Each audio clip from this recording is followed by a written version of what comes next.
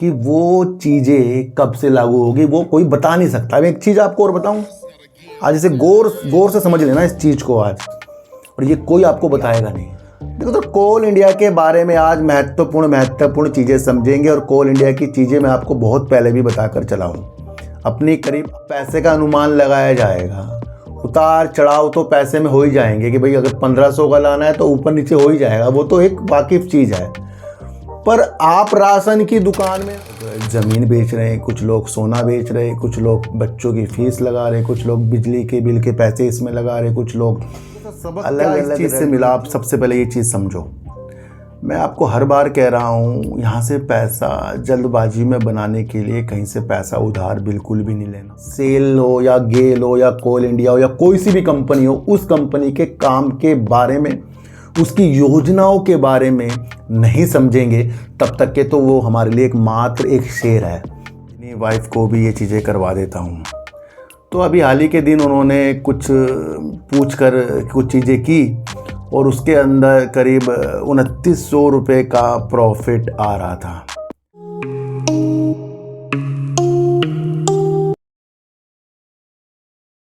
नमस्कार, मैं स्वागत करता हूं आपका अपने ही चैनल पर जिसका नाम है सार्थक बाजार से। आज बात करेंगे भेल की और बात करेंगे कोल इंडिया अब क्या नई चीज़ करने वाली और किस किस की वो सहायता ले रही है, उसके बारे में बातचीत आज हम करेंगे। वोडाफोन आइडिया का शेयर सर जल्दबाजी में तेज़ी नहीं दिखा रहा है, गिरता जा रहा है, कभी भाग जाता है कभी गिर जाता है, क्या हो रहा है इसके अंदर, इसके बारे में बातचीत करेंगे।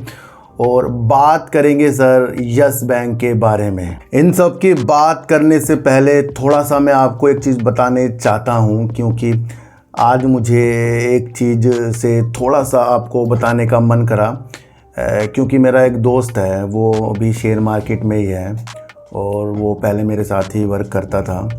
तो उसने कहा सर पैसे पूसे नहीं बन रहे हैं, मुझे कुछ चीज़ें बताइए। उसने मुझे फ़ोन किया आज से 1 साल पहले, तो हम दोनों ने मिलकर थोड़ा सा चीज़ें स्टार्ट करी, उनकी इनकम निकलना शुरू हुई। तो धीरे धीरे उसने सोचा कि मैं अपनी वाइफ को भी ये चीज़ें करवा देता हूँ।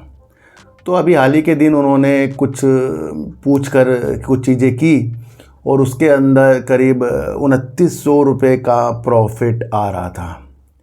आज जैसे ही उन्होंने मेरे से पूछा क्या करूं, मुझे ये प्रॉफिट आ रहा है और वो जो पैसा है वो किसी फ़ीस का भी है, तो भैया मैंने तुरंत कहा उसे भेज दो। क्यों? क्योंकि जो मेरा दोस्त था उसने मुझे ये नहीं बताया लेने टाइम पर कि ये पैसा जो है मेरे बच्चे की फ़ीस का है और वो 1 महीने बाद देनी थी और इसलिए उसकी भी उसे ज़रूरत है। तो आज उसने मुझे ये चीज़ें बताई, तो हमने कहा भाई बेचो फिर उस चीज़ को। देखो सर सबक क्या इस चीज़ से मिला, आप सबसे पहले ये चीज़ समझो। मैं आपको हर बार कह रहा हूँ, यहाँ से पैसा जल्दबाजी में बनाने के लिए कहीं से पैसा उधार बिल्कुल भी नहीं लेना।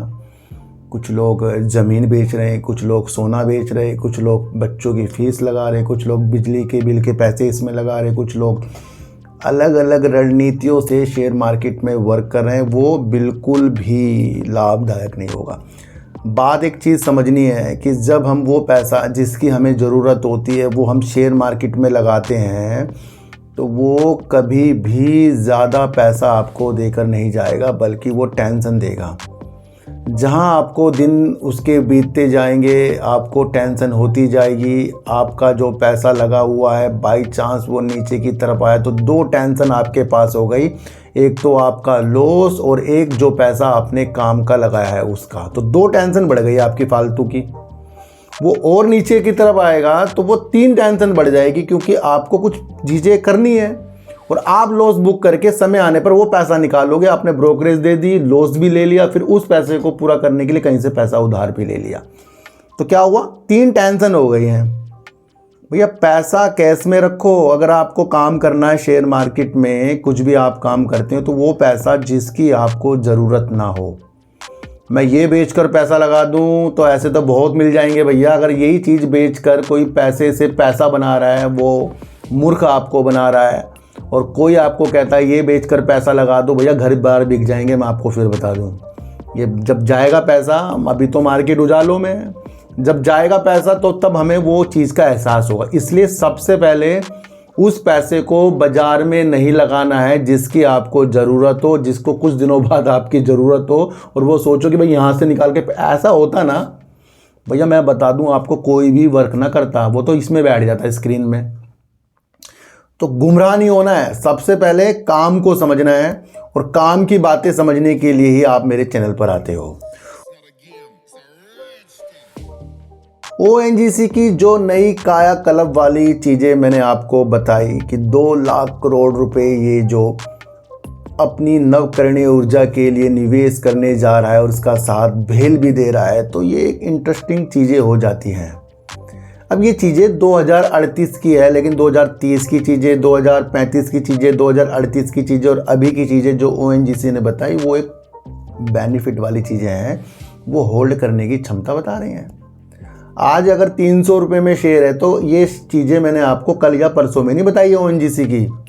उठाकर देखो आप पुरानी चीज़ें, उठाकर देखो पुरानी चीज़ें, क्या क्या कीमती चीज़ें मैंने आपको ओएनजीसी में बताई। इसलिए सबसे पहले काम को समझो। आपको अगर अपने घर के लिए राशन लाना है तो घर में एक लिस्ट बनाई जाएगी, वो पैसे का अनुमान लगाया जाएगा, उतार चढ़ाव तो पैसे में हो ही जाएंगे कि भाई अगर 1500 का लाना है तो ऊपर नीचे हो ही जाएगा, वो तो एक वाकिफ चीज़ है। पर आप राशन की दुकान में ना जाकर बिजली की दुकान में जाकर वो पर्ची पकड़ाओगे तो क्या आपको वो राशन बिजली की दुकान में मिलेगा या राशन की दुकान में मिलेगा? तो क्या होना चाहिए, चीज़ों को समझना है हमें। न्यूज़ जो है बहुत कुछ बताती है, चीज़ों को हमें समझना है। ओएनजीसी की आज की तेजी को ना समझो, ओएनजीसी के मकसद को समझो कि तेल और गैस में बड़ी कंपनी हमारी अपने को नवकरणीय ऊर्जा के ऊपर ढालने के लिए प्रारूप बना दिया।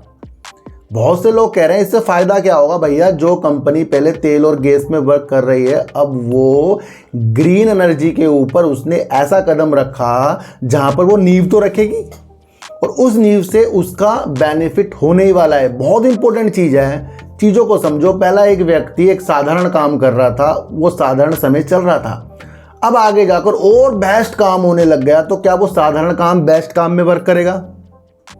क्या आज आप बिना मोबाइल के रह सकते हो?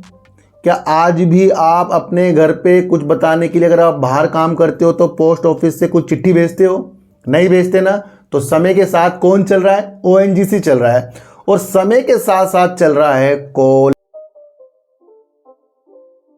इंडिया। देखो, तो कोल इंडिया के बारे में आज महत्वपूर्ण चीज़ें समझेंगे और कोल इंडिया की चीज़ें मैं आपको बहुत पहले भी बताकर चला हूँ। अपनी करीब 8 सहायक कंपनियों के साथ कोल इंडिया एक बेस्ट वर्क करने की नीतियों के साथ आगे बढ़ती जा रही है। मैंने कई बार आपसे जिक्र किया है कि कोल इंडिया भेल के साथ गैसीकरण, कोयले से गैस बनती है उसके लिए वर्क करने की योजना ही बना रहा है, ये आपको समझकर चलना। मई 2024 में भेल और कोल इंडिया ने एक संयुक्त उद्यम बनाया जिसका नाम था भारत कोल गैसीकरण एंड केमिकल्स, यानी कि BCGCL। ये एक उन्होंने उद्यम बनाया जो कोल इंडिया की खदानों से क्या निकालेगा, कोयले से क्या बनाएगा, कोयले से गैस बनाएगा और इसके लिए एक चीज़ें जो हैं मंत्रालय के द्वारा कर दी जा रही है। काफ़ी दशकों से जो एक चीज़ समझना कि काफ़ी दशकों से गैसीकरण वाली योजना मंत्रालय में खींचातानी में रही है। भैया कोई कुछ बोलता है, कोई कुछ बोलता है।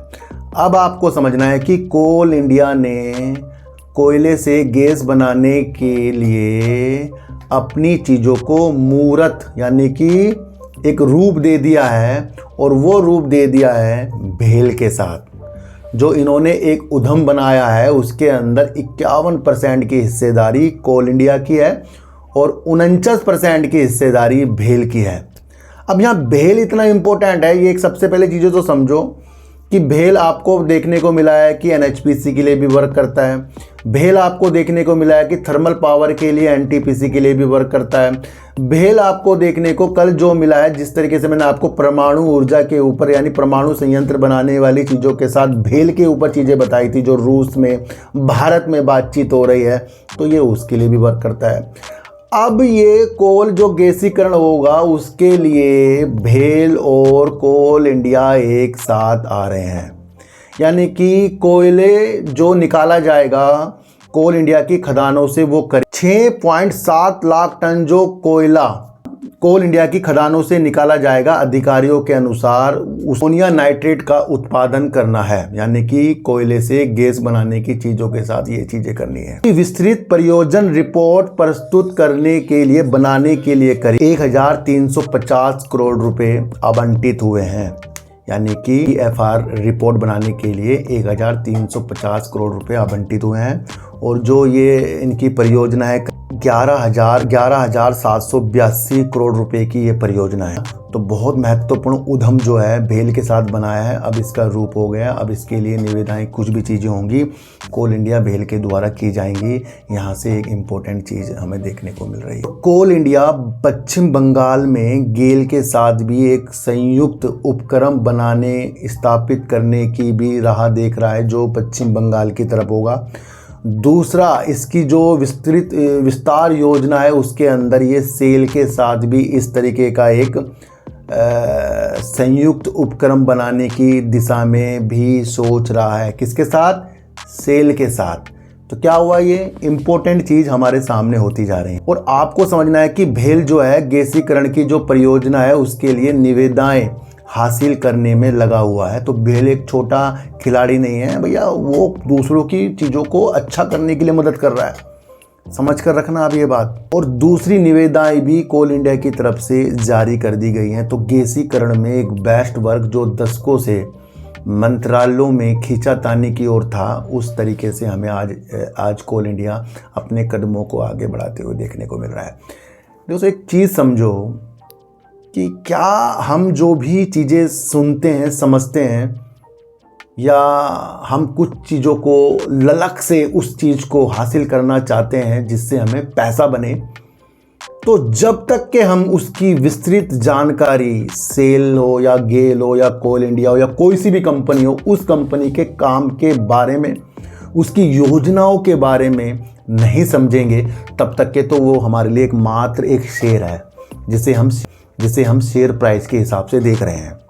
और अगर आप शेयर प्राइस के हिसाब से चार्ट भी देखते हो ना, तो तब भी वो आपके लिए नाम मात्र का एक शेयर है, क्योंकि चार्ट के अनुसार आप उसके अंदर जल्दबाजी में प्रॉफिट और जल्दबाजी में एग्जिट करना सोच रहे हो, खरीदना सोच रहे हो, तो वो एक नाम मात्र का शेयर हो गया।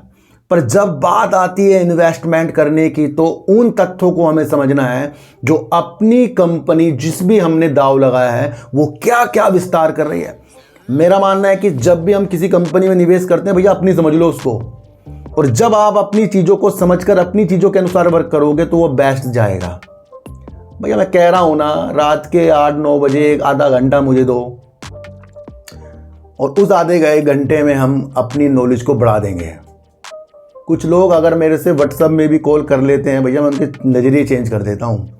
पर वो है कि अभी एक तो मेरे दांत में दर्द रहा, आपको पता ही है। दूसरा, उस दवाई के नशे से काफ़ी चीज़ें रही हैं। तीसरा, कुछ वर्क है मेरा जो ऑफिस बन रहा है, मैंने आपको बताया था, उस पर भी मेरा थोड़ा सा दिमाग लगा हुआ है। तीसरा, मेरा जो मेडिसिन का काम है उसके ऑर्डर पकड़ना, उसकी चीज़ों में चीज़ें करना, तो उसमें भी मेरा समय जाता है, तो बंदा थक जाता है। और बहुत से लोग कहते हैं सर जवाब ही नहीं आ रहा। भैया एक बंदा इतने कामों में उलझा हुआ है, थोड़ा सा आपको समझना पड़ेगा। कुछ चीज़ों को आगे जाकर समय आने पर रूप दिया जाएगा, और वो रूप तो मैं आपको YouTube में भी बता रहा हूँ कि ONGC ने क्या कर दिया, कोल इंडिया क्या करने जा रहा है, गेल हो, सेल हो, भेल हो, इनके साथ वो वर्क करने जा रहा है। दूसरा, आपको समझना है कि अभी जो कोल इंडिया उसकी सहायक कंपनी या उनकी नवकरणीय ऊर्जा कितनी है, तो करीब 1.75 गीगावाट की है, जो सोलर और पवन पर आधारित है। तो भैया वहाँ कोल इंडिया भी छाया हुआ है नवकरणीय ऊर्जा के लिए। और मैंने आपको एक न्यूज़ और बताई थी कि कोल इंडिया अपने में बहुत ज़्यादा विस्तार करेगा और कहीं ना कहीं नवकरणीय ऊर्जा की तरफ भी निवेश करने की चीज़ों के साथ दिख रहा है। कोल इंडिया की तरफ से अभी एक बीती न्यूज़ बता रहा हूँ कि ये 9 गीगावाट की क्षमता स्थापित करने की क्षमता, जोड़ने की क्षमता जो है 2030 के इनके भी लक्ष्य हैं। तो इम्पोर्टेंट चीज़ आपको मैंने कोल इंडिया के लिए बता दिया। एक तो गैसीकरण, दूसरा नवकरणीय ऊर्जा, और तीसरा आपको समझना है कि ये जो गैसीकरण वाली चीज़ है इसके लिए जो भेल वर्क करेगा, तो इम्पोर्टेंट भेल भी यहाँ पर देखने को आपको मिल रहा है। अब बात करेंगे सर वोडाफोन आइडिया की। इसके अंदर काफ़ी असमंजस लगा हुआ है। शेयर 18 के भी लेवल दिखाकर फिर नीचे की तरफ आपको देखने को मिल रहा है। बीच बीच में कुछ तेज़ी कुछ गिरावट दिखा देता है। चीज़ों को समझो, आपका मकसद क्या है वोडाफोन आइडिया का, और वोडाफोन आइडिया का मकसद क्या है? आपका मकसद है वोडाफोन आइडिया से पैसा कमाना, पर वोडाफोन आइडिया का मकसद क्या है? 4G का विस्तार करना, 5G की चीज़ों को लाना। क्या अभी आपको 4G में जल्दी जल्दी विस्तार होता हुआ दिख गया? 5G क्या आपको लॉन्च होता या सिम में चलता हुआ दिख गया? ये चीज़ें अभी हुई नहीं हैं। 5G को रोल आउट करना और 4G के विस्तार के लिए 18,000 जो FPO ये लाए हैं करोड़ का, 18,000 करोड़ का, वो सक्सेस हुआ है। उसके लिए काफ़ी लोगों ने अपनी चीज़ों को करा है, वो इन्वेस्ट करके बैठ गए। अब जिन्होंने बड़े बड़े लोगों ने इन्वेस्टमेंट किया उनको पता है भैया 5G तो लाएगा ना, और 5G लाने से पहले हम सोच रहे हैं इसके अंदर तेज़ी आ जाए, तो वो छलावा होती है। आई तो है तेज़ी इसके अंदर, कभी कभी कोई स्टेक ले लेता है, कोई प्रमोटर पैसे डाल रहा है, या PLC जो प्रमोटर है बाहर के वो पैसा डालने की चीज़ों के साथ हमें दिख रहे हैं, तो उन्होंने सबने तेज़ी कर दी, चाहे वो एरिक्सन और नोकिया की चीज़ें हों। अब हमारे सामने क्या है? हमारा वजूद देखो ना सर, हमारा वजूद है 5G। क्या आपको 5G वोडाफोन आइडिया में देखने को मिला? मैं आपको ये नहीं कह रहा हूँ कि आपको चार्ट देख के बताऊंगा जी भागेगा। अरे भैया भाग गया है पहले जितना भागना था, अब कुछ और भाग सकता है तो वो न्यूज़ के द्वारा भागेगा, कुछ और ज़्यादा भागेगा तो वो 5G के द्वारा भागेगा। हम इन्वेस्टमेंट करके सोच रहे हैं हमने कंपनी की चीज़ों को पकड़ लिया, बस हमारा पैसा ही डबल तिबल होगा। भैया रणनीतियाँ देखो ना, FPO किस लिए आया था? 4G का विस्तार और 5G की चीज़ों के लिए। कड़वी चीज़ें हैं, कड़वी चीज़ें बताना इसलिए ज़रूरी हैं कि कुछ लोग तेज़ी में गुमराह हो जाते हैं। भैया तेज़ी तो JP एसोसिएट ने भी दिखा दी थी, तेज़ी तो आपको BCG ने भी दिखा दी थी, तेज़ी तो आपने GTL इंफ्रा ने भी दिखा दी थी। क्या हुआ वहाँ? मकसद नहीं समझे हमने उसके। तो जब तक कि आप मकसद नहीं समझोगे वोडाफोन आइडिया के क्या है, तो वो है 5G। कहीं लिख लो 5G जब तक नहीं आएगा तब तक के मैं इसको कुछ और भावना से नहीं देखूंगा। यस बैंक की अगर हम बात करें तो यस बैंक में आज भी आपको लाजमी तेजी के साथ देखने की चीज़ें मिली हैं। दो कारण है इसके। ब्लूमबर्ग की रिपोर्ट के अनुसार मूडीज़ ने इनकी रेटिंग में सुधार कर दिया। दूसरा आपको देखने को मिलेगा कि जिस तरीके से यस बैंक के अंदर जो संभावित निवेशक अपनी राह तलाश कर रहे हैं, उसके अंदर जापान या मध्य पूर्व के निवेशक भी अपनी चीज़ों को यस बैंक के अंदर अपनी होल्डिंग बढ़ाने की न्यूज़ आ रही है, उस पर ये चीज़ें देखने को मिल रही है। और इससे पहले जो न्यूज़ निकल कर आई थी कि 51% की हिस्सेदारी वो बैंक ने खारिज भी करी है, ये भी आपको पता है। और तीसरा आपको समझना है कि अबू धाबी की तरफ से एक बैंक आ रहा है, जिस बैंक का नाम PJSC, जो अबू धाबी का बैंक है, वो भी यस बैंक के अंदर एक न्यूज़ आ रही है। मैं आपको बता रहा हूँ क्या आ रही है। $5 बिलियन की हिस्सेदारी लेने के इच्छुक चीज़ें दिखा रहा है। ये न्यूज़ आपको भी पता होगा, तो इसलिए आज यस बैंक के अंदर आपको तेज़ी देखने को मिली है। तो यस बैंक अपनी पटरी पर है, पर पटरी में रेल वाली जो चीज़ें आपको समझ में आनी चाहिए। जो भी चीज़ें आज यस बैंक में हुई हैं वो दो कारण है, मूडीज़ ने जो चीज़ें की हैं। दूसरा आपको समझना है कि जो निवेशक इसके अंदर अपनी संभावित होल्डिंग बनाने वाली चीज़ें भी देख रही है, चाहे वो जापान की तरफ से हो, अबू धाबी की तरफ से हो, उन सारों की रणनीतियाँ हैं। मान लो अगर किसी ने इनके अंदर स्टेक भी ले लिया तो उसके बाद आप क्या करोगे? आप मुझे बताओ। बाई चांस अगर कुछ बहुत बढ़िया गुड न्यूज़ आ मोटर आगे हो गया, तो वहीं तक के आप साथ देने के लिए यस बैंक का हो या अपने लंबे समय के लिए साथ देने के लिए चीज़ों के साथ थे, कोई भी कंपनी आपको प्रॉफिट दे देगी इसकी कोई गारंटी नहीं दे सकता आपको। ये आपको खुद को समझना है कि आपकी साइकोलॉजी क्या कहती है। समझने वाली बात यह है कि 10 जने चार्ट की एनालाइज कर रहे हैं और 10 में से सिर्फ एक ही जीतता है उसमें से। क्यों?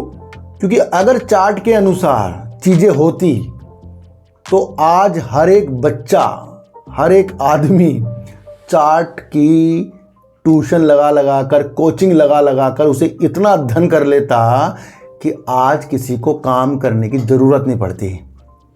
कोई ब्रेकआउट दे रहा है, कोई RSI देख रहा है, कुछ ये ट्रेड लाइन देख रहा है, तो क्या वो सफल है? अगर चार्ट इतना आपको 100% चीज़ें देता तो फिर क्यों सेबी कहता है भैया 100 में से 1 कमा रहे हैं, हज़ारों में से कितनी चीज़ें वो आपको सुनने को मिली है पहले ही, क्यों कहता है? और कितने लोग जो जिस तरीके से सेबी अभी बदलाव भी कर रहा है तो वो सब चार्ट देख के ही लोग अपना लॉस कर रहे थे। चार्ट से भी महत्वपूर्ण है, चार्ट तो आपको बता रहा है कि यहाँ ब्रेकआउट कर देगा। अब अपनी साइकोलॉजी से आपको समझना है कि वो चीज़ें कब से लागू होगी वो कोई बता नहीं सकता। अब एक चीज़ आपको और बताऊं, आज इसे गौर से समझ लेना इस चीज़ को आज, और ये कोई आपको बताएगा नहीं।